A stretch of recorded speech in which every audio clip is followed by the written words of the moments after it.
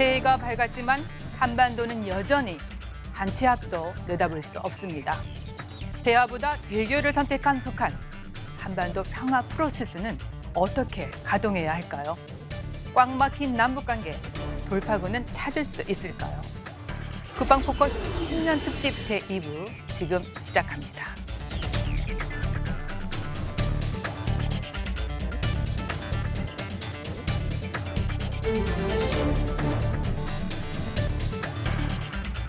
신년사를 생략하고 대화의 손짓에 응답하지 않는 북한. 비핵화 협상의 불씨는 어떻게 살려야 할까요? 북미 대화의 성공을 위해 노력해 나가는 것과 함께 남북 협력을 더욱 정전시켜 나갈 순탄해 보이지 않는 2020년 한반도. 지금부터 전망과 해법을 살펴보겠습니다. 시청자 여러분 안녕하십니까? 윤지연입니다. 지금부터 2020년 남북관계를 살펴보겠습니다. 함께 분들 소개해드리죠. 김열수 한국군사문제연구원 안보전략실장 나오셨습니다. 안녕하세요. 이성우 한국문화관광연구원 문화정책연구실 부연구위원 나오셨습니다. 안녕하십니까. 김진아 한국국방연구원 북한군사연구실 연구위원 나오셨습니다. 안녕하세요. 박은주 고려대학교 공공정책연구소 연구교수 나오셨습니다. 안녕하십니까. 크리스마스 선물과 연물 대화 시한 등 2019년 한반도는 연말까지 손에 땀을 쥐는 상황이었는데요. 그렇다면 2020년 한반도 정세는 어떨지 가장 중요한 키워드로 전망을 좀 물어보겠습니다. 실장님 어떻습니까? 네. 김정은 위원장이 말한 내용하고 우리 대통령께서 말한 내용하고 그 두 개의 키포인트를 뽑아서 아마 정세를 한번 전망해 보겠습니다. 제7기 제5차 노동당 중앙위원회 전원회의를 끝나고 난 뒤에 그때 당시에 한 김정은 위원장의 말 속에 가장 저한테는 이제 두 가지가 머릿속에 남아 있는데요. 하나는 뭐 다 아시다시피 정면 돌파 이런 얘기고 또 하나는 전략 무기를 선보이겠다라고 얘기했잖아요. 그러니까 지금 정면 돌파하겠다라고 하는 것은 한 22번 정도 언급을 했는데 그러니까 굉장히 난관이 예상이 된다. 그럼에도 불구하고 이런 국제사회 제재에 굴복하지 않고 우리가 정면 돌파해서 뚫고 나가겠다. 이게 이제 어려움이 예상이 된다는 얘기고요. 그럼에도 불구하고 미국의 적대시 정책을 처리하지 않으면 전 세계는 북한이 보유하게 될 새로운 전략 무기를 보게 될 것이다. 어떻게 보면은 이제 뭐 국제사회를 향한 위협이라고 볼 수 있잖아요.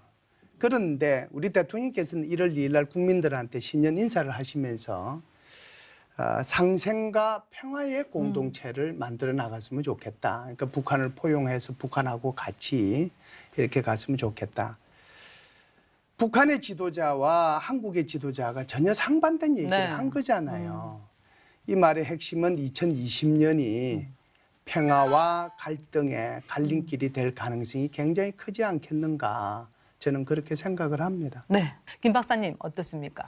네, 북한도 그 희망적인 그런 시각을 내세우진 않았었던 것 같아요. 분명 2019년에도 김정은 위원장의 신년사를 보면 좀 부정적인 그런 시각을 내비쳤었는데 2020년을 바라보면서 북한의 시각이 좀 더 비관적이게 변했다. 그 말은 지금 현실을 조금 더 인식하지 않았나라는 그런 생각이 들고요. 그렇기 때문에 앞으로 아마 장기전을 준비한다는 그런 모습들을 보이고 있기 때문에 한국도 마찬가지로 좀 긴 호흡을 가지고 장기전에 임할 필요가 있다라는 그런 생각이 좀 듭니다. 미국과 같은 경우에도 앞으로 대선 등 그리고 중동 문제 등 여러 가지 현안들이 앞으로 산적해 있기 때문에 아마 북한 문제를 이제 문제를 풀려는데 좀 동력이 떨어질 수 있어요. 그래서 지금 한국이 이 상황을 대화 상황을 어떻게 동력을 계속 살려나갈 것인가 그 부분에 대해서 조금 전략적인 그런 마인드가 필요하지 않을까 싶습니다. 네, 맞습니다. 예, 이 박사님 어떻습니까? 예, 뭐 앞에서 말씀하신 대로 이제 2020년 뭐 큰 성과를 내기는 힘든 상황인 것 같습니다. 그리고 제가 그래서 사자성어로 한번 정리를 해볼 수 있다면 석전경우라는 사자성어를 한번 꼽아봤는데요. 이게 돌밭을 가는 소라는 뜻입니다. 그래서 그만큼 힘들지만 노력을 해야 되는 상황이고 그러하지만 이제 성과를 내기는 굉장히 힘든 상황이라고 볼 수 있습니다. 그래서 말씀하신 대로 북한은 내부 단속과 장기적인 대비를 하고 있고 미국은 지금 이란 문제가 갑자기 불거졌고 거기다가 대선 레이스까지 같이 있기 때문에 예. 이 북한 문제를 어떻게 풀 것이냐에 대한 아직까지 어떤 정리는 없는 것 같습니다. 그 상황을 지켜보면서 한국은 계속 그것을 한반도 평화를 위한 노력을 계속 할 수밖에 없기 때문에 네. 성과를 찾을 수 없음에도 노력을 해야 되는 상황인 것 같습니다. 네. 지금 국제 정치도 지금 녹록지가 않습니다. 자, 박 네. 박사님, 네. 사실 앞에서 워낙 다들 그 진지하게 좋은 말씀 많이 해주셔서요. 저는 좀 가볍게. 네. 저는 이거 처음에 질문을 딱 들었을 때 머릿속에 떠오른 단어가 영화 제목 놈놈놈이었습니다. 그래서 지금 사실 그 일촉즉발의 상황일 수도 있거든요. 북한이 벼랑 끝 전술을 이렇게 그 시도를 하면서 미국의 임계치를 과연 넘기지 않고 잘 대화의 모멘텀을 이끌어갈 수 있을까 하는 게 가장 중요한 그런 위기 국면이라고도 할 수 있는데요. 이때 가장 중요한 건 북한이 어떤 선택을 하느냐인 것 같습니다. 그래서 그 영화 제목에서 놈놈놈이 좋은 놈, 나쁜 놈, 이상한 놈이거든요. 북한이 어떤 경로로 선택을 해서 어떤 사람이 어떤 놈이 될 건지를 결정을 잘 해야 그 2020년에 뭔가 그 딱 뚜렷한 그 비전이 보이지 않을까 하는 생각에 전 놈놈놈을 꼽아봤습니다. 네.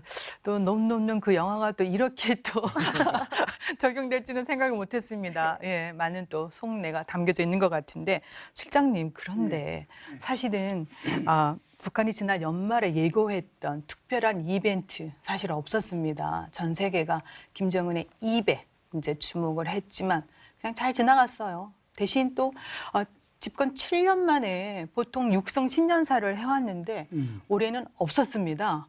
대신에 금수산 태양궁 참배로 새해 첫 일정을 전 세계에 그냥 당당하게 또 보였는데 북한의 이런 행보, 실장님은 어떻게 생각하십니까? 글쎄요, 노동당 중앙위원회 전원회의라고 하는 것이 통상 뭐 1년에 한 번 정도 해요. 하고 또 그 시기도 대충 정해져 있습니다. 왜 그러냐면 4월 15일이 이 할아버지 그 생일날이기 때문에 통상 그 앞주에 노동당 중앙위원회 전원회의하고 그 끝나고 나면 전원회의 결정문을 다시 이제 헌법이나 법률로 이렇게 바꿔야 되기 때문에 그래서 최고인민회의하고 네. 그러고 나서 이제 김일성 그 생일과 관련된 각종 행사하고 이렇게 지나가거든요.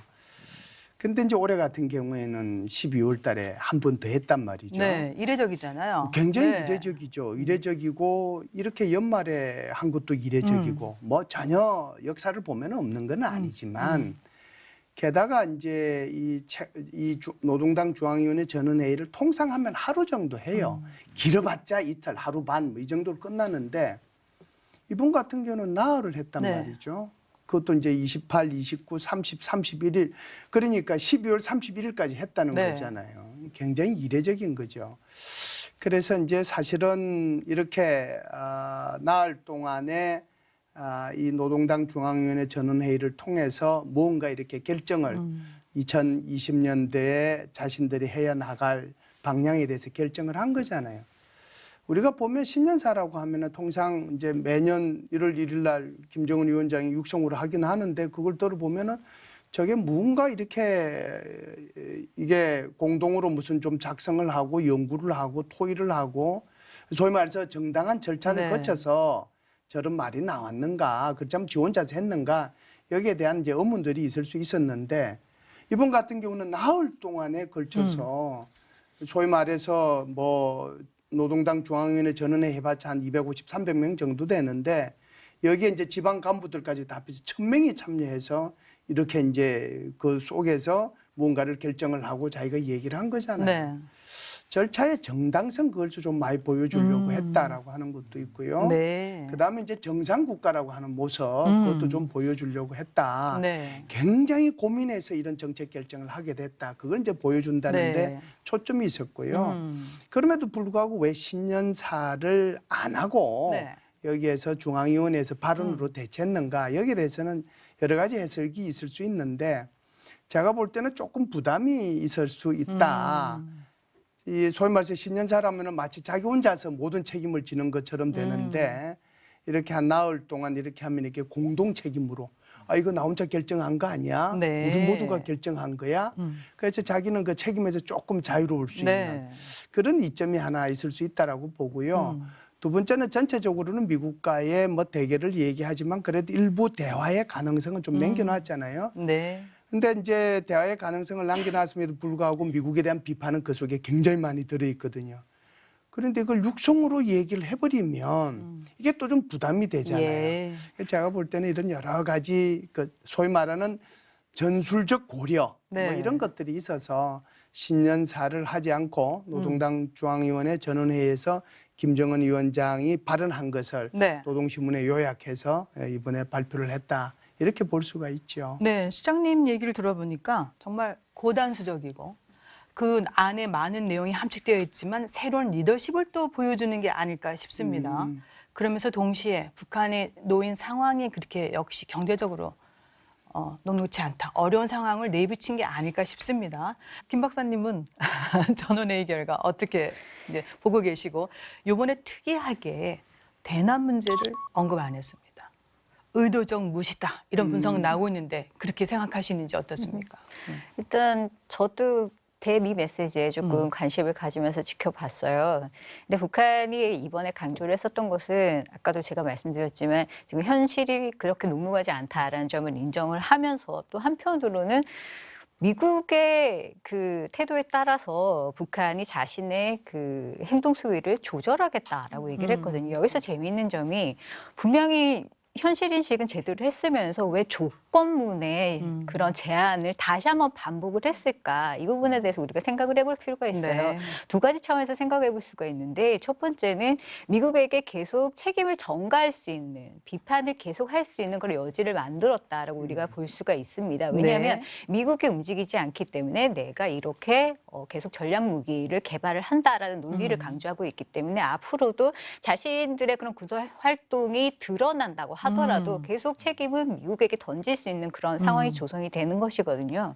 두 번째로 생각해 볼 것은 북한이 그렇게 활동을 한다고 해서 앞으로 미국이 이걸 빌미로 삼아서 대화를 거부하는 상황을 못 만드는 그런 논리로 사용할 수가 있어요. 그렇기 때문에 이미 자신들이 제안을 한 것을 가지고 북한이 앞으로도 계속 협상력을 제고를 하기 위해서 카드로 사용할 수 있는 그런 여지들을 만들어놨다라는 부분에 있어서 우리가 조금 주목을 해야 될 것 같고요.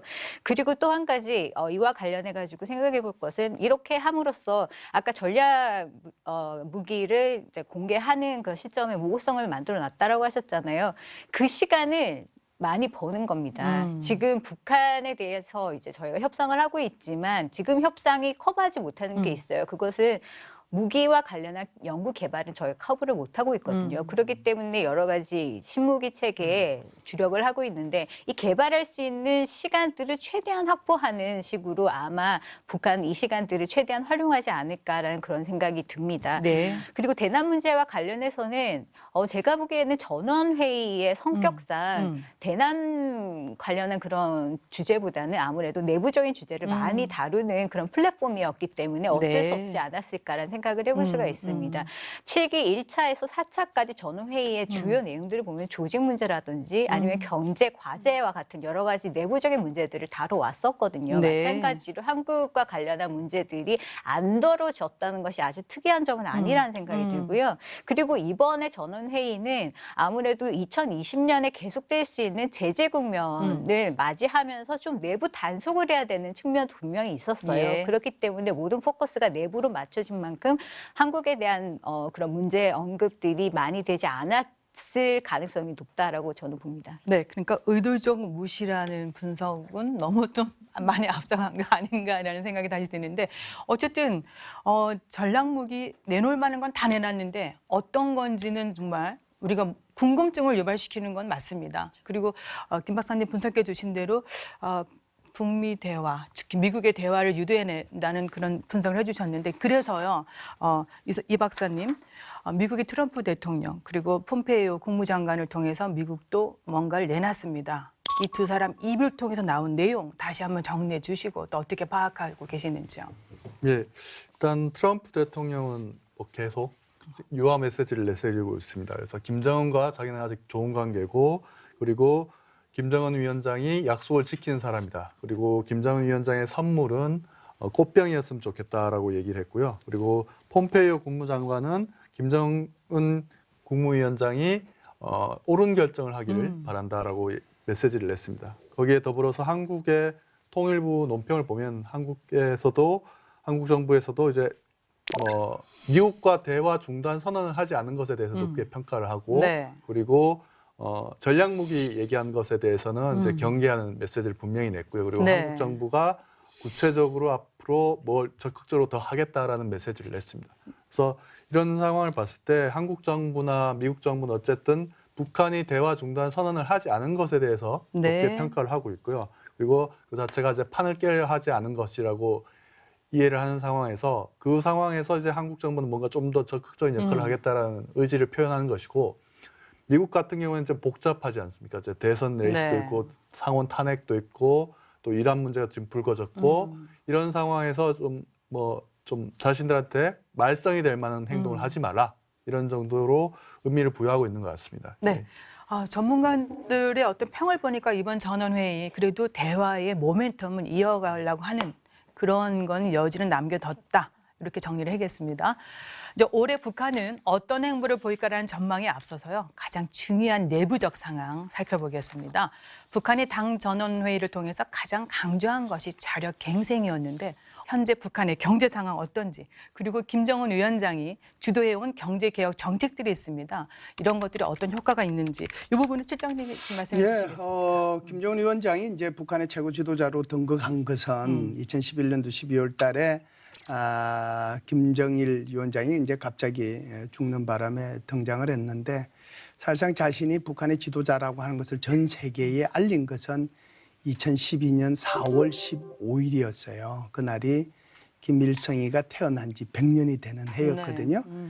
그중에서 이제 여러 가지 그 육성을 우리는 처음으로 듣긴 했지만 가장 기억에 남는 부분이 아마 이런 얘기일 거예요. 앞으로 절대로 우리 인민들이 배 곪게 하지 않겠다.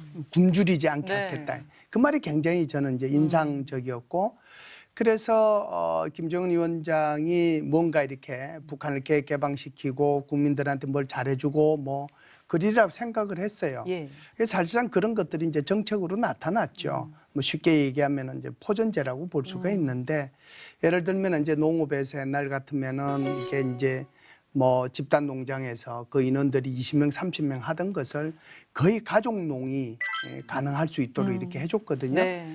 그렇게 되면 어떻게 되죠? 생산량이 엄청나게 올라가겠죠.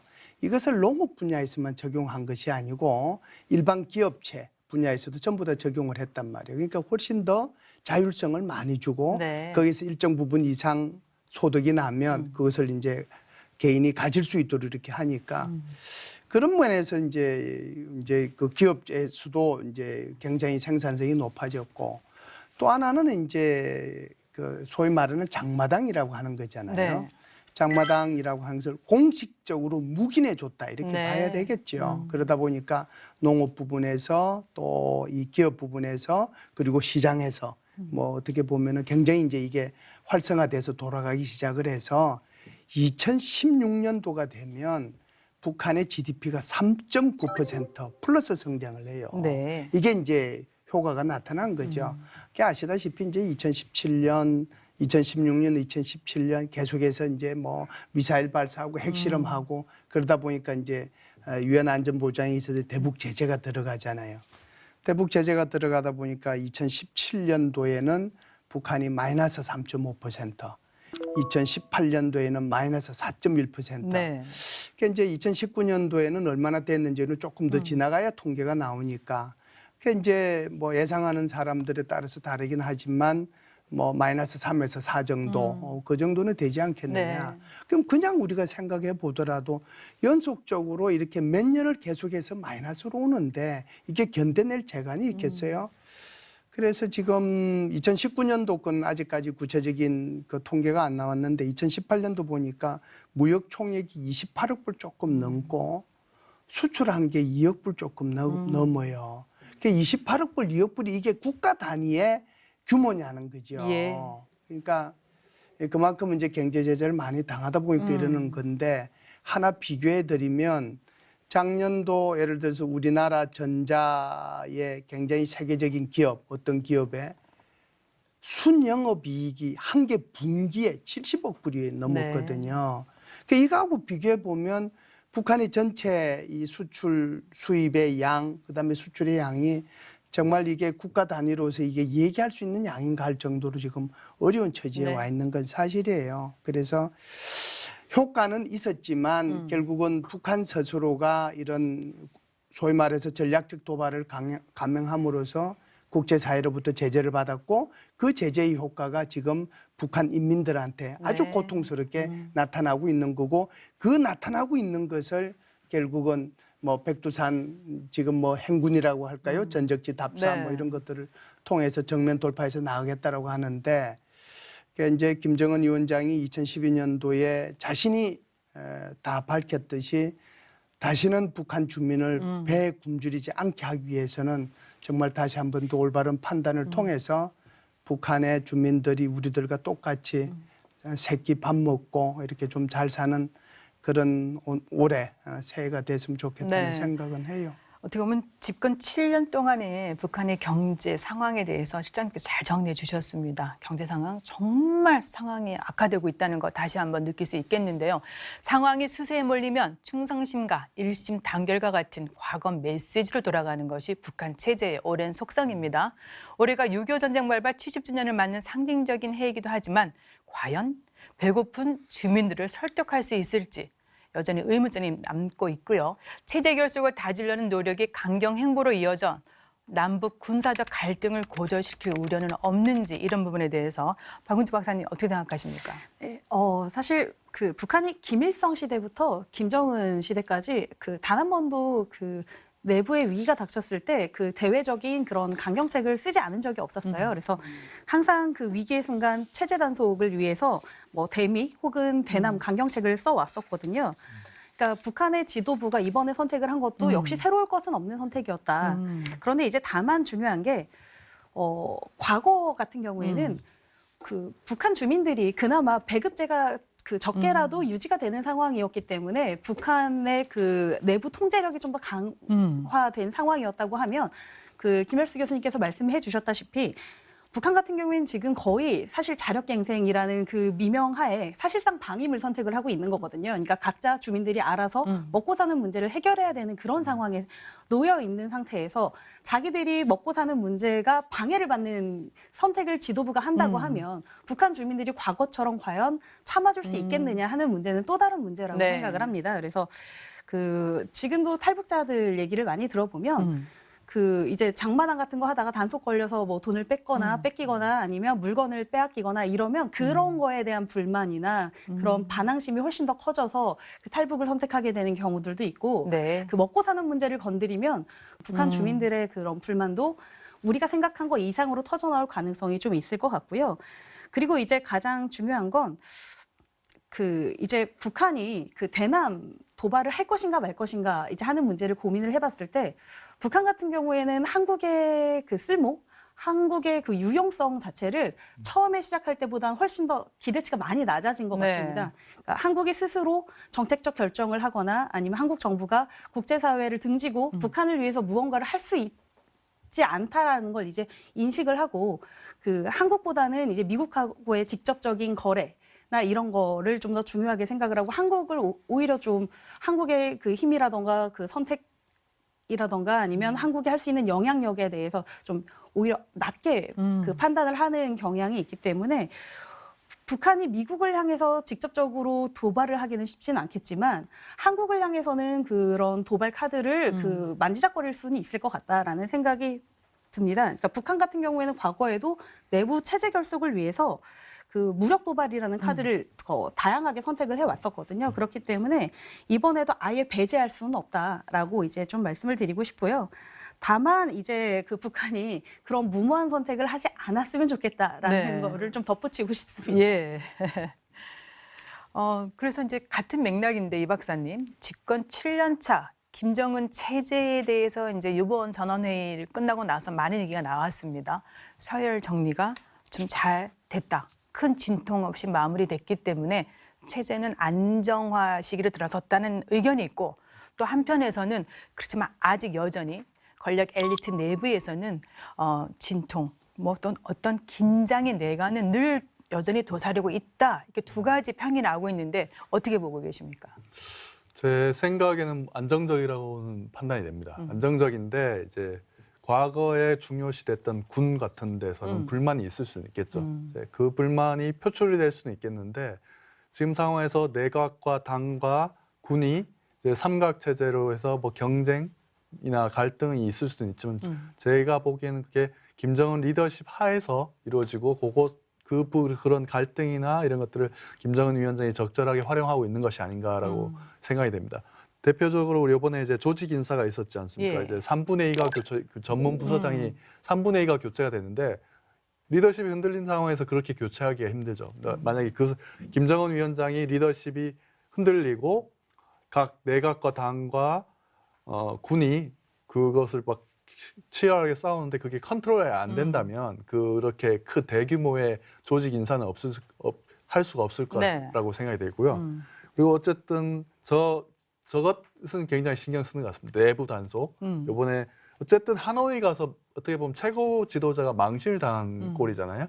망신을 당한 거기 때문에 그 내부 단속에 대한 신경을 많이 쓰고 있고 그래서 이번에 그 작년에 이제 백두산을 2번을 갔지 않습니까? 네. 백마까지 타고 갔었고 그래서 그 뒤에 지금 보도 나오는 것을 보면 선전선동부 일꾼들 중심으로 해서 백두산 대학이라고 해서 그 답사 프로그램을 굉장히 내부에 굉장히 강하게 돌리고 있답니다. 지금 이 추운 겨울에 그 자체가 이 내부 동원 기제를 굉장히 열심히 작동시키고 네. 있는데 이제 걱정이 앞서서 미리 단속하는 것이 아닌가라고 생각이 됩니다. 네. 그다음에 김진아 박사님, 우리의 이제 관심은 정말 북한이 도발을 할 것이냐 이제 이런 거와 더불어서 대남 문제를 바라볼 때 사실 뭐 말씀해 주시고 많은 국민이 알고 계십니다. 북한의 그 미국과의 관계, 이 설정이 우리 남북과의 관계에도 많은 영향을 미치기 때문에 이제 이런 질문을 드리고 싶은데 지난 하반기부터 지난해 계속해서 대남 메시지는 일관적으로 굉장히 부정적이었습니다. 그래서 우리가 이런 부분에 예의 주셔야 되지 않을까 싶은데 어떤 의도가 있고 올해는 또 어떻게 전망해 볼 수 있을까요? 네, 2020년과 관련해서 한국에 대한 메시지가 없었다라고 말씀하셨잖아요. 2019년과 비교했을 때는 정말 다른 점입니다. 2019년 같은 경우에는 김정은 위원장의 신년사에서 분명히 금강산 관광이라든지 아니면 개성공단 재개와 관련한 것들에 대한 그 제안들이 좀 있었어요. 그 당시만 해도 아마 남북 공조에 관한 어느 정도의 가능성을 좀 생각을 하고 있었던 것 같아요. 하지만 사실 구조적으로 봤을 때 지금 어떤 구조로 흘러가고 있느냐면요.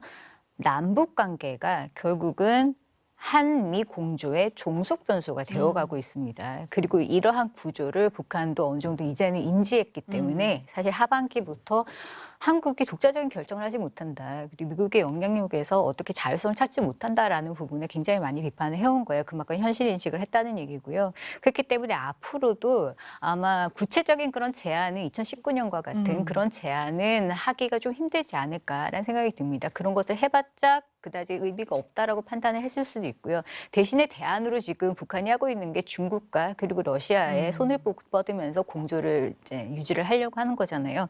그렇기 때문에 제가 보기에는 2020년에 결국은 북한과 중국과 러시아를 한쪽으로 하고 그리고 미국과 미국의 우방국을 또 다른 한쪽으로 하는 대결 모드가 상당히 지속될 가능성이 있습니다. 이러한 상황에서는 한국이 아무래도 미국의 동맹국이기 때문에 미국이 원하는 그런 방향으로서 정책을 계속 유지를 해나가야 되는 그런 상황이 있을 거고 북한도 그 부분을 알 거예요. 그리고 구조적으로 한국과 미국 간에는 지금 비핵화와 관련한 워킹그룹이 가동이 되고 있어요. 네. 그 얘기는 남북 간에 일어난 여러 가지 그런 협력 사업들이 결국은 투명성을 제고를 해야 되기 때문에 미국과의 여러 번의 협력 특히 또 공조를 거쳐서 이러한 어느 정도 조율된 그런 입장을 취하게 된다는 얘기죠. 이것도 마찬가지로 구조적으로 한국이 자율성을 제대로 발휘할 수 없는 그런 상황을 만들어내게 되는데요. 아마 이 부분을 생각을 했을 때 북한도 한미 공조가 훨씬 더 앞으로는 더 강화될 것이다. 대결 상황에서는 더 강화될 것이다라고 생각을 하면서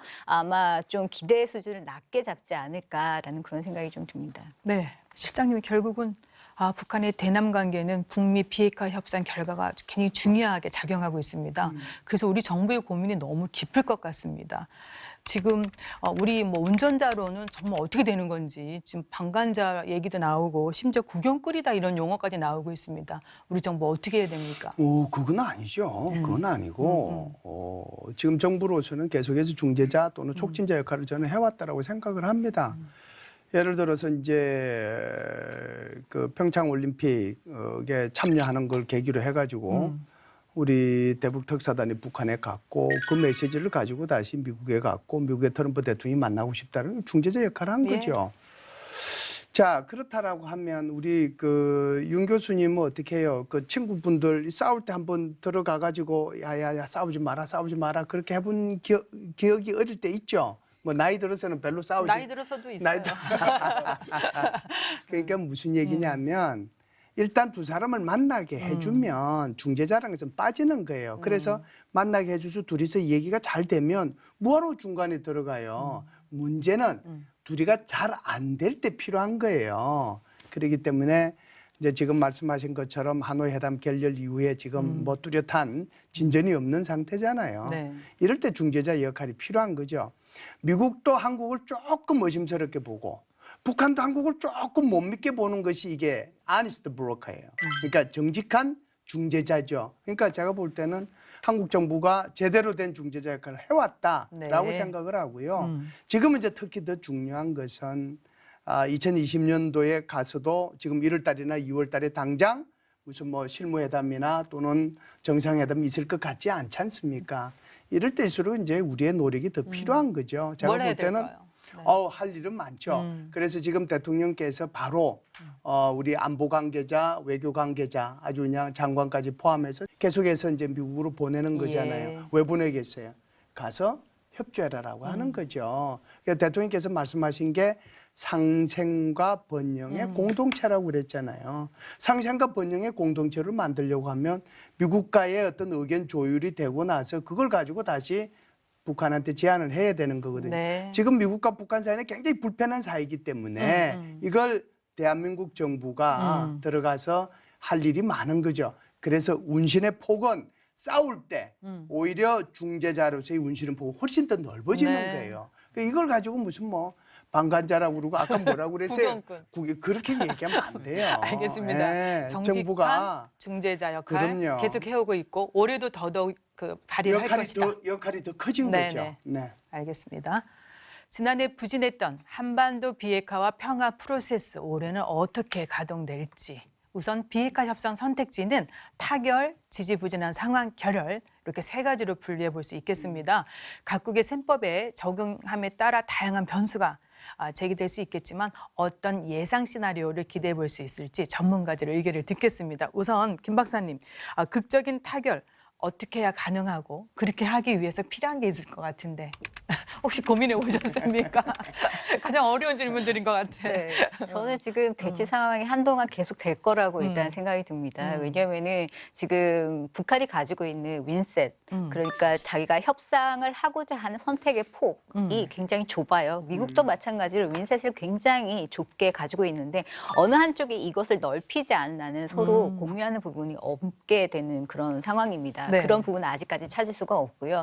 그리고 대화의 선결 조건으로 북한이 이번에 분명히 강조했듯이 미국의 적대시 정책을 변화시켜야 된다라는 부분을 얘기를 하고 있거든요. 그래야지 대화를 위한 대화는 안 하겠다라는 부분을 강조했기 때문에 선결 조건이 분명히 있는 것이고 미국도 마찬가지로 북한이 비핵화를 향한 정말 정책적인 그리고 실천적인 그런 모습을 보여야지 사실 협상이 가능하다라는 부분들을 네. 얘기를 하고 있기 때문에 이 선결 조건이라는 문턱이 굉장히 일단은 높습니다. 그리고 두 번째는 그 아까 오버랩되는 부분, 중첩되는 부분이 없다라고 말씀을 드렸잖아요. 미국과 같은 경우에는 북한의 핵 문제뿐만이 아니라 WMD 전반에 걸친 위협을 감소시켜야 된다라는 부분에 있어서는 아마 양보하기가 어려울 겁니다. 그것은 트럼프 대통령이 양보를 안 하고 싶어 해서가 아니라 이것은 초당적으로 워싱턴 내에서 지지를 받는 정책이기 때문에 그렇습니다. 그리고 이 부분은 절대로 바뀌지 않을 것이고요. 국무부가 아마 비건이 이제 제2인자가 됐기 때문에 계속 북한 문제를 다루고 싶어 하겠지만 아까도 말씀 많이 하셨듯이 지금 현안들이 너무나 많이 쌓여 있어요. 그리고 트럼프 대통령도 아마 대선 가도에서는 보수당의 표를 훨씬 더 많이 얻어야 되는 이런 의회로부터의 지지가 훨씬 더 많이 필요한 상황이기 때문에 네. 의회가 원하지 않는 그러한 딜은 하기 더욱더 어려워집니다. 네. 북한도 마찬가지로 지금 나름의 고민들이 굉장히 많을 거예요. 아마 제가 보기에는 북한이 장기전을 이미 예고를 하고 있는데 ICBM과 같은 큰 도발은 하지 않을 거라는 생각이 듭니다. ICBM 실험을 만약 하게 된다면 그것은 레드라인이라고 우리가 얘기를 하잖아요. 아마 트럼프 대통령도 자신에 대한 개인적인 도전으로 여길 것이 분명하기 때문에 아마 그 부분을 생각해서 북한은 아주 중대한 도발은 마지막 옵션으로 남겨놓은 채 미국의 용인 수준 아래에 있는 여러 가지 도발들은 대신에 굉장히 자신 있게 아마 조금씩 시도를 할 가능성은 분명히 남아 있다라는 생각입니다. 이러한 상황은 안정성의 불안정이 존재해 있는 아주 패러독스적인 그런 상황이 되는 거죠. 그러니까 극적인 타결, 빅딜은 없을 것이다. 예, 보겠습니다. 그럼 박 박사님, 네.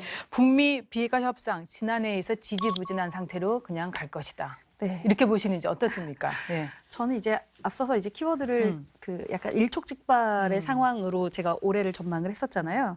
그래서 차라리 지지부진한 상황이 지속된다고 하면 오히려 감사할 것 같은 생각이 듭니다. 그나마 이제 교착 국면이 지속된다는 거는 그 뭔가 그 강한 충돌이라던가 아니면 대화가 아예 깨진다던가 이런 그런 최악의 것을 면할 수 있기 때문에 그나마 좀 나은 상황이라고 생각이 들고요. 왜냐하면 지금 미국이 이란 군부 실세인 그 거셈 솔레이마니 사령관을 사살을 했잖아요. 이게 바로 그 미국이 그 여러 번 강조했던 서지컬 스트라이크를 한 거거든요. 그래서 이게 이란뿐만 아니라 전 세계가 지금 이것 때문에 굉장히 충격을 받고 있는데 사실 가장 많이 충격을 받았을 건 북한일 거라고 생각이 돼요. 그러니까 물론 그 미국이 그 북한을 대하는 것과 이란을 대하는 게 현저히 차이가 나기 때문에 뭐 이란에 뭐 서지컬 스트라이크를 했다고 해서 북한에도 역시 동일하게 할 거다라는 그런 뭐 견해는 그 좀 너무 급진적인 견해인 것 같고 하지만 그럼에도 불구하고 경고는 충분한 경고는 됐을 거라고 네. 생각이 되거든요. 그래서 북한이 미국한테 새로운 전략 무기 뭐 이런 것들을 더구나 언급한 시점 이후에 이런 뭔가 서지컬 스트라이크가 이루어졌다는 것 때문에 북한 같은 경우에는 새로운 그 전략 무기 같은 거 공개를 한다 하더라도 아주 한참 뒤로 옵션을 한참 뒤쪽으로 뺄 수밖에 없었을 거고 그리고 이제 그 트럼프 같은 경우에는 이제 뭐 김정은하고 나는 그래도 사이가 좋다. 좋은 선물을 줄 거다. 이런 기대감을 계속 이제 나타내고 있지 않습니까? 그렇기 때문에 뭐 아예 뭐 강력한 충돌이라던가 이런 것들은 벌어지지 않을 거고 오히려 그냥 그 지금 2019년에 해왔던 것처럼 뭐 특별한 거 없이 그냥 좀 지지부진하게 그 대화를 하자 아니면 뭐 그래도 그 서로 이제 양보를 못 하겠다 이런 정도의 삿바 싸움을 계속하는 그런 모습을 보여줄 것 같습니다. 그런데 이제 가장 중요한 건 공이 북한에게 넘어갔다는 거. 그러니까 아까 뭐 이제 미국의 오히려 선택을 그 따라서 북한이 전략적 선택을 했기 때문에 그런 그 책임을 회피하기 할 수 있다고 말씀을 하셨는데 그거보다는 오히려 공이 지금 북한한테 넘어간 상황이라고 보여지거든요. 그래서 북한이 그 미국의 전력이 그 중동으로 집결하는 틈을 타서 뭔가 무력 도발이라던가 그 미국을 자극할 만한 일을 하지 않는다고 하면 당연히 지지부진한 상황을 그래도 유지를 할 수 있을 거라고 판단을 하고 있습니다. 네, 이 박사님, 강대강 대치가 계속되면서 결국 협상은 결렬된다라고 가정을 해봤을 때 어떤 상황에서 그러면은 협상이 결렬될 수 있을지를 한번 타진해 주시겠습니까? 일단 제 개인적으로는 지금 아직 미국이 북한을 전 세계 대전략 구도 내에서 어떻게 다룰지를 명확하게 결론을 안 내린 것 같아요. 그러니까 뭐냐 이제 중국과의 결국엔 대결 구도에서 북한을 어떻게 처리했느냐, 어떻게 놔두느냐에 따라서 이게 협상을 더 적극적으로 할 수도 있고 뭐 이렇게 될 수가 있는데 만약에 결렬이 된다 그러면 내년보다는 제 생각에는 선거 끝난 이후에 미국이 트럼프 대통령이 재평가 작업을 다 할 거 아니에요. 새롭게 인사를 꾸리고 네. 만약에 미국 이제 민주당이 집권하더라도 마찬가지. 민주당은 오히려 지금보다 더 강경한 입장을 얘기해왔기 때문에 그때 가서 완전히 다른 새로운 얘기를 한다면 아마 북한도 뭐 새롭게 레드라인을 넘는 선택을 할 수도 있고 그래서 그때가 가장 위험하지 않을까 결렬 만약에 이제 트럼프 예. 재선 초기나 선거 끝난 이후가 제일 위험할 것 같은데 현재 상황에서는 뭐 그렇게까지 갈 가능성은 그렇게 높진 않은데 만약에 가능한 시기라면 이제 그때지 않을까 싶습니다. 예. 그러니까 북미 비핵화 협상 결렬까지 가는 거는 이제 올해 연말쯤 예. 미국의 대선이 끝낼 쯤이 아닐까라고 이제 말씀해 주셨는데 실장님, 네. 그래도 우리 입장에서는 한반도 비핵화 그리고 평화 프로세스 가동 이거 해야 되지 않습니까? 사실 어려운 상황이지만 가동 우리 하기 위해서 지지부진한 상황은 벗어나야 되고 결렬까지 가면 더더욱 안 됩니다. 어떻게 해야 됩니까? 그래서 이제 고민이죠. 네. 고민인데 예를 들면 이런 거죠. 그 미국과의 관계, 북한과의 관계에서 북한을 비핵화의 협상 테이블로 나오게 해야 그다음에 이제 평화 프로세스도 진전이 되는 거거든요. 그러니까 이제 아까 김진아 박사님이 아주 좋은 말씀을 하셨는데 남북 관계가 지금 북미 관계의 종속 변수로서 역할을 하는 건 맞아요. 그 우리가 또 먼저 갈 수 있는 것도 아니고 북한이 비핵화하지 않았는데 이 평화 프로세스만 이제 진전이 될 수 있는 건 아니거든요. 네. 이제 가장 중요한 것은 미국과 북한 사이에 비핵화 회담을 실무 회담을 통해 가지고 하고 정상회담으로 가는 것이 가장 바람직하죠. 그렇게 가야 되는 거고. 그런데도 이제 또 이제 우리 김전하 박사님이 얘기한 것처럼 그 전망이 그렇게 밝지는 않단 말이죠. 네. 그렇기 때문에 대통령께서 어떻게 하면 이 문제를 해결할 건가라는 이제 고민 끝에 그렇게 이제 뭐 외교부 장관도 보내고 뭐 안보실장도 보내가지고 미국하고 아주 촘촘하게 한번 이제 조율을 해보겠다라고 하는 생각을 갖고 계신 거잖아요. 네.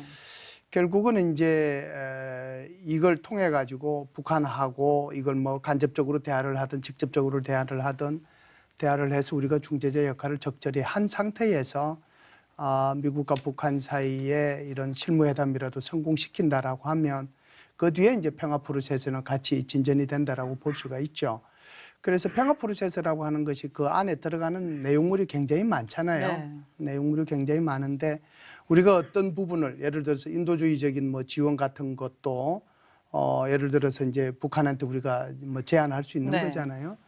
작년도에 하노이 회담이 실패되고 난 이후에 이제 사실상 어떻게 보면 김정은 위원장이 직접 한 말이라고 볼 수가 있는데 한국의 민간인들조차도 만나지 말라라고 얘기하는 거고 네. 한국의 민간인 차원에서의 어떤 지원이라든지 뭐 이런 것들을 하려고 하는 것도 받지 말라라고 하고 있는 그런 상황이기 때문에 어떻게 보면 굉장히 좀 화가 나 있는 상태잖아요. 원래 좀 이제 화나 있으면 그걸 푸는데 시간은 걸리는 거예요. 그래서 이번에 이제 미국하고 어느 정도 이렇게 조율이 좀 되고 나면 그 결과를 가지고 북한하고 얘기를 하고 그런 과정을 거쳐서 간다면 전혀 올해가 그냥 완전히 뭐 대결의 한 해로 끝난다 이렇게 하기보다는 희망을 만들어 나가는 것이 중요하잖아요. 그래서 북한이 전략적 도발을 하지 못하도록 억제하고 네. 또 이런 일이 일어나게 되면 미국도 가만히 있지 않을 거거든요. 뭐 여러분들께서 다 말씀을 하셨지만 지금 트럼프 입장에서 양보해 주다가는 자기 뭐 재선에 영향을 받을 수 있으니까 오히려 뭐 솔레이마니보다 더 강하게 때릴 수도 있단 말이죠. 이제 그런 차원에서 보면 그런 일이 우리 한반도에 일어난다라고 하면 그것은 지금 뭐 엘리선이 얘기한 것처럼 제2의 한국전의 가능성도 열려 있다라고 봐야 된단 말이죠. 이런 최악의 경우를 상황을 우리는 피해야 되는 거예요. 그러려고 하면 우리 정부가 엄청난 노력을 해야 되겠죠. 그런 노력이 지금 시작이 되고 있다. 이렇게 저는 봅니다. 결국은 대북 제재 완화를 어떻게 해야 될 것이냐 이제 이게 일정 부분. 그렇죠. 네. 예. 김진아 박사님 어떤 의견 있으십니까? 북한이 최근에 많이 강조했었던 것이 생존권 그리고 발전권이었습니다. 두 가지였는데요. 발전권과 관련해서는 아까 말씀하신 그 제재 완화를 통해서 경제 회생의 그런 여건을 만들어내겠다라는 측면이었고요. 그리고 생존권과 관련해서는 아무래도 안보 우려를 해소해 줄 수 있는 여러 가지 정책 변화가 필요하다라는 부분이었어요. 근데 제재 같은 경우에는 사실 미국이 독자적으로 결정할 수 있는 거는 아니고요. 영국이나 프랑스 등 여러 국가들의 지지를 받아야 되는 그런 문제가 있고 그리고 결의문을 사실상 들여봐도 그 제재와 관련한 여러 조항들을 수정할 수 있는 근거로서는 국제사회의 요구를 북한이 받아들여야 된다라고 명시가 되어 있어요. 네. 그 얘기는 북한의 WMD 위협을 해소시켜야 된다라는 부분이 설명이 되어 있거든요. 그렇기 때문에 조금 이 부분은 어려운데 한국이 어떤 식으로 다른 방식으로 좀 이런 두 가지 우려를 해소시켜 줄 수 있을 것인가, 이 부분에서 좀 더 전향적으로 우리가 좀 고민을 해봐야 되지 않을까라는 그런 생각이 듭니다. 아무래도 위기 관리가 아까 중요하다고 말씀을 하셨는데, 위기 관리를 위해서라면 결국은 군사적인 신뢰 구축 문제를 우리가 좀 더 적극적으로 북한과 논의를 하면서, 사실 전쟁이 없는 상태를 모두가 원하는 것이잖아요. 그렇기 때문에 이것이 공통 분모라고 생각을 하고, 이 부분에 대해서 조금 더 우리가 많이 진전되지 못한 부분들이 있어요. 이 부분에 대해서 조금 더 많은 그런 대화가 오갈 수 있을 만큼 여러 가지 그런 제안들을 계속적으로 해야 되는 것이 한국의 정부의 의무가 아닌가라는 걸 생각이 듭니다. 네. 현재로서는 선택지는 많지 않은 것 같습니다. 그러나 대외와의 모멘텀을 유지하기 위해 정부가 많은 노력을 해야 할 텐데요. 또 하나 걸림돌이 또 있습니다. 올해 한미 연합훈련은 어떨지, 국방부는 연합훈련을 조정 시행한다는 기조에는 변함이 없다라는 입장을 밝혔습니다만, 북핵 협상 돌파구와 한미 방위 분담 협상 대처 방안으로 한미 연합훈련 유예와 주한미군 규모 조정이 필요하다는 주장인데요. 반면에 그럴 경우에 북한에 끌려가는 모습을 보일 수 있고 예년 수준으로 복귀할 경우에 북한의 도발 명분이 될 수 있다는 우려도 제기되고 있기 때문에 더더욱 그렇습니다. 박 박사님, 이런 부분 어떻게 생각하십니까? 사실 그러니까 북한과 미국이 핵 협상을 시작한 이래로 한국과 미국 양국은 이제 핵 협상이 원활하게 진행될 수 있도록 그 한미 연합훈련을 축소하거나 좀 연기를 해 왔습니다. 그러니까 여기서 이제 핵심은 뭐 축소나 연기 자체가 북한하고 핵 협상이 잘 이루어질 수 있도록 하려는 외교적 선택이고 외교적인 배려라는 게 핵심인 거거든요. 예. 그러니까 그런데 북한이 이번에 그 전원회의에서의 결의문에서처럼 만약에 새로운 뭐 전략 무기를 보여준다거나 아니면 대화를 더 이상 하지 않고 핵 개발을 앞으로 좀 더 박차를 가해서 하겠다고 한다고 하면, 그러면 저희도 이제 전략적 인내라던가 외교적 선택, 외교적 배려를 더 이상은 해줄 필요가 없지 않는가 하는 그런 생각이 듭니다. 그래서 결국은 이것도 한미훈련의 강도 역시도 북한이 다음의 선택을 어떻게 할지에 달려 있다라고 예. 할 수 있겠습니다. 네. 이 박사님, 남북 간 군사적 신뢰 구축을 위한 군사 합의는 어떻게 생각하십니까? 네, 뭐 저는 굉장히 긍정적으로 생각을 하고 있고, 지금 그 이후로 계속 이행이 되고 있기 때문에, 그리고 그 상황에서 우리 장병들이나 우리 서해에서 조업하신 어민들이 훨씬 더 안정적으로 각자의 일을 하고 계시지 않습니까? 예. 그래서 그 부분에 대해서는 우리가 좀 더 긍정적으로 봐야 되고요. 그리고 지금 현재 뭐 비핵화 협상 과정에서 굉장히 북한이 계속 강경하게 입장을 얘기하지만, 이 부분에 대해서는 계속 이행을 하고 있는 거라고 판단해야 되기 때문에 네. 그 자체에 대해서는 저는 긍정적인 시그널이라고 생각을 합니다. 그리고 이번에 통일부 논평에서 나왔다시피 그 군사 합의에 대한 이행 조치를 우리가 더 적극적으로 하겠다라고 밝힌 것은 그것이 한국 정부 입장에서 생각해 봤을 때도 중요한 북한과의 어떤 협상의 매개고리로서 작용할 수 있을 거라고 판단하기 때문에 그 얘기를 하는 것이라고 생각하고요. 그것들이 북한과의 신뢰를 조금이라도 개선시켜 나가는 하나의 중요한 매개체가 될 수 있기 때문에, 그런 차원에서라도 좀 더 우리가 공들여서 진행을 해야 될 필요가 있다고 생각합니다. 네, 알겠습니다. 하지만 70년간 한반도 분단사를 돌이켜보면 남북 관계는 끝없이 나쁘지도 마냥 좋지도 않았습니다. 다양한 상황에 맞춘 개선 노력이나 선제적인 대안 마련을 통해 위기를 돌파할 수 있지 않을까 싶습니다. 그래서요, 마지막으로 남북 관계 개선, 복원, 발전을 위한 제언에 관한 말씀들을 간단하게 듣겠습니다. 우선 김 박사님. 네.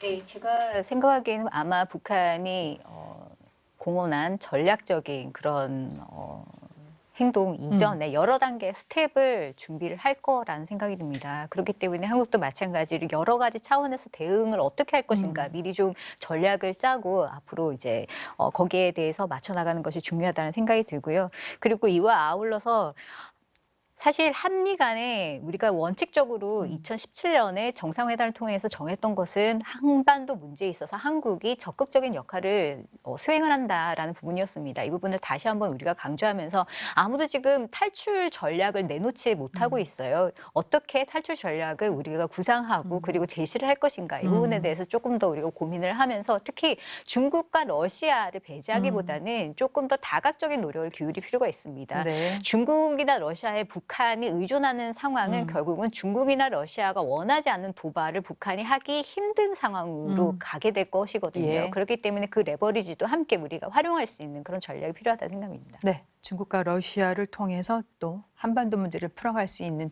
그런 기회를 더 만들어야 되겠습니다. 네, 이성우 박사님. 네. 예. 작년에 서울대 통일평화연구원에서 통일의식 조사를 했는데요. 한국의 역할에 대해서 설문했습니다. 거기서 보면 1순위로 나온 게 북한과 미국하고 대등한 당사국으로서 역할을 하는 것을 국민들이 가장 많이 바라고 있습니다.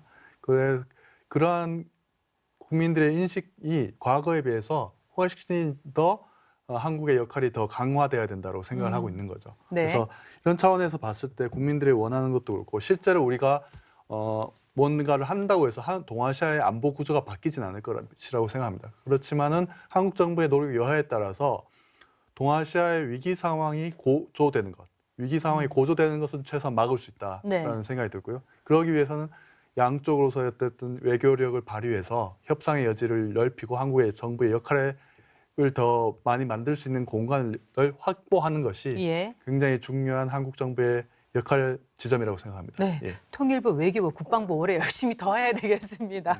예, 박은주 박사님. 네, 저는 사실 김정은 위원장이 처음 등장할 때 그 북한 주민들과 전 세계에 그 내질렀던 일성이 배 굶지 않게 하겠다였지 않습니까? 그 본인이 했던 말을 기억하는 한 해가 됐으면 좋겠습니다. 그래서 김정은 위원장이 본인뿐만 아니라 북한 주민들이 정말 어떤 선택을 했을 때 가장 좋을 수 있는지를 잘 고민을 해보고 선택할 수 있도록 우리 정부가 그런 길들을 좀 많이 알려주는 길라잡이 역할을 좀 해줬으면 좋겠습니다. 근데 우리말을 잘 들어야 되는데 요즘 뭐 그러니까요. 대화에서도 다 싫다 하니까 이게 고민입니다. 그래서 네. 정부가 많은 시나리오를 좀 만들었으면 좋겠어요. 맞습니다. 네, 마무리 말씀 예, 부탁드리겠습니다. 한반도 안보 상황이 뭐 롤러코스터를 타고 있다고 해도 과언이 아니죠. 2017년도에 롤러코스터는 내려갈 대로 내려갔고요. 2018년도 평창올림픽 참가를 계기로 해서 남북 정상회담, 북미 정상회담을 통해서 롤러코스터 이렇게 올라갔잖아요. 그리고 이제 2019년도에 이렇게 옆으로 오다가 2020년도에 접어들었는데 2020년도에 이게 떨어질지 올라갈지가 결정되는 해인데 이대로 두면 롤러코스터는 밑으로 꺾어져요. 네. 어마무시한 속도와 그 강도를 가지고. 그럼 이렇게 내려가게 해서는 안 되는 거거든요. 이거 지금 눈에 보이는 거잖아요. 그러려고 하면 우리 정부의 노력이 굉장히 좀 필요하지 않는가. 네. 그래서 미국과의 촘촘한 정책 공조를 핵심으로 해서 일본, 아까 우리 김 박사님 말씀하신 것처럼 러시아, 중국과도 이런 정책 협의를 통해서 네. 북한을 계속 대화의장으로 끌어내고 올바른 선택이 갈 수 있도록 해서 롤러코스터가 절대로 밑으로 떨어지지 않도록 그런 운전하는 능력이 필요한 시점이다 이렇게 봅니다. 네, 우리가 늘 하는 얘기 있지 않습니까? 위기가 기회다. 예, 이제 다시 한번 2020년 올해는 남북관계 다시 한번 재점해 보는 그런 시기가 됐으면 합니다. 아무것도 예단도 할 수 없고요. 예측은 더더욱 어렵습니다. 그러나 전원회의의 어떤 결과의 내용 여러분들 분석해 주셨잖아요. 대화의 모멘텀을 유지하고 있는 것 같다. 그거를 잘 활용해서 주변국 외교도 더욱 활발하게 우리 정부가 해야 되겠습니다. 네, 오늘 도움 말씀은 여기서 마치겠습니다. 고맙습니다. 시계의 제로에 빠진 한반도. 다양한 가능성에 대비하는 인내와 유연성이 필요한 때입니다. 2020년도 대한민국 평화는 이상무 할 수 있도록 만반의 대비태세를 갖춰야 되겠습니다. 국방포커스 오늘 여기서 마치겠습니다. 시청해 주셔서 감사합니다. 다음 주에 다시 찾아뵙겠습니다. 안녕히 계십시오.